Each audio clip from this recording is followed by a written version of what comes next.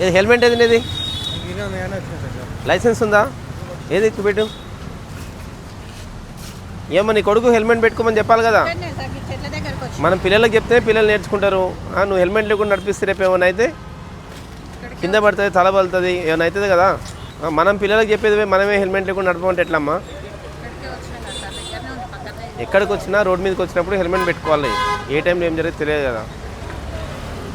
Licence అని ఉందా ఆయనకి? ఏం చదువుకున్నావు నువ్వు? ఏజ్ ఎంత అనేది? 25. ఏం పేరు? ఓకే. ఈ బండి ఎవరిది? ఎవరి పేరు మీద ఉంది? హెల్మెట్ పెట్టుకుంటావా? నేర్పియాలమ్మా పిల్లలకి. బయటికి వెళ్ళినప్పుడు హెల్మెట్ పెట్టుకోవాలని చెప్పాలి. చెప్తే వాళ్ళు నేర్చుకుంటారు. హెల్మెట్ లేకుండా బండి తీయలేదు. అర్థమవుతుందా? చలో దిగో.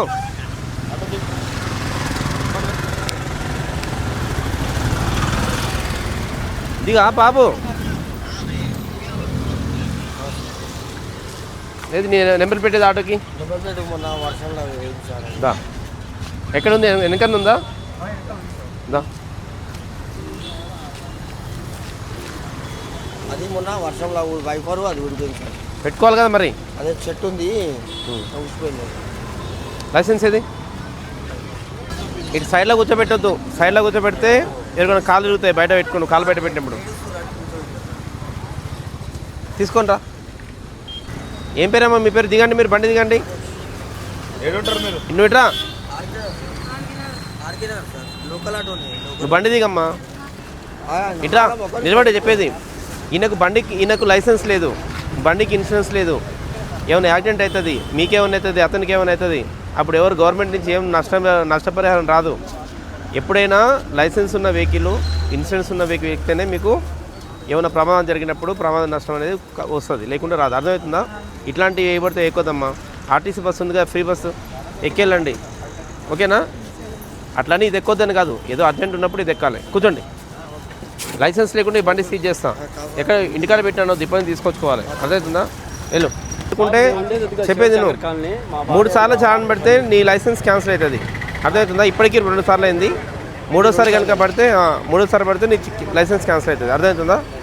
ఇల్లు ఎట్లా నేను వచ్చినా కానీ నీ లైసెన్స్ ఏది ఉందా?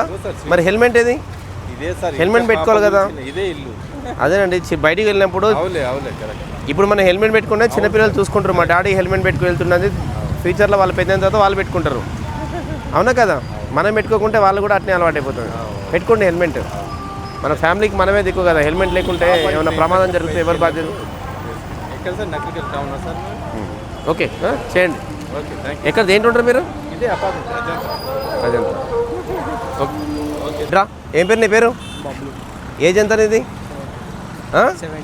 ఏం చదువుతున్నావు? 10th క్లాస్ చదువుతున్నావు. మరి బండి ఎందుకు రా నీకు 10th క్లాస్కి? ఎన్ని సంవత్సరాలకు బండి నడపాలి? అవునా? లైసెన్స్ తీసుకుని నడపాలి కదా. మరి నడిపిస్తే ఏమైనా యాక్సిడెంట్లు అయితే? చదువుకునే పిల్లలకు బండితోనే అవసరం నీకు?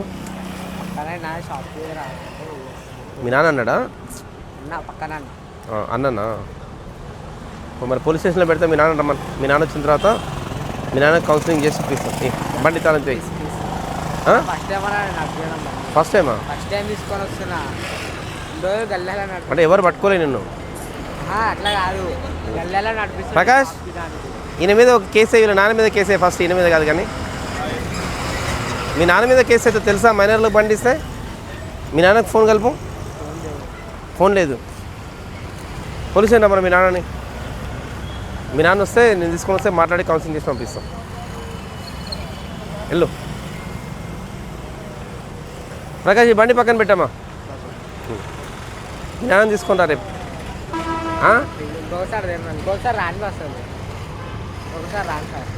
రాను కాదురా, నువ్వు లైసెన్స్ లేదు నీకు. 10th క్లాస్ అయిపోయింది, అప్పుడే బండి నడుపుతున్నావు. ఏమైనా యాక్సిడెంట్ అయితే వాళ్ళకి ప్రాబ్లం కదా, నీకు ప్రాబ్లం కదా. అర్థమవుతుందా? పాపం కేసు పెట్టినా మీద. బండి తాళం తీసుకో. తీసుకోరా బాబు. ఎంతమంది ఎక్కుతారా బండిలా? లైసెన్స్ ఉందా నీకు? ఈ 5 సీటరా 8 సీటరా? ఎందుకు ఇంతమంది మరి? ఏం లేదు సార్. ఎక్కడ పోయిస్తున్నారు? చౌటుపల్లికి వెళ్ళి వచ్చినారు నన్ను కలుద్దామని. అక్కడ మనది రూమ్ ఉంటుంది కొత్తపేటలో, అక్కడికి వెళ్తాను. ఎందుకు ఏం చేస్తారు అక్కడ పోయి? పార్ట్ టైం జాబ్ చేసుకుంటాం సార్. పార్ట్ టైం జాబ్ చేస్తారా, పార్టీ చేసుకుంటారా? Part time job sir. మీ వాళ్ళకని చూస్తుంటే పార్టీ చేసేటట్టే ఎవరు, మీరు పార్ట్ టైం జాబ్ చేసేటట్లేరు. ఇప్పుడే నిధులకి వెళ్ళి వచ్చినారు. ఎంతమంది రా బాబు కార్లు ఉంది మీరు? 1 2 3 4 5 6 7 మెంబర్స్. నిలబడండి. లైసెన్స్ ఉందా? ఇక్కడ డ్రైవర్కి లైసెన్స్ ఉందా ఒకసారి?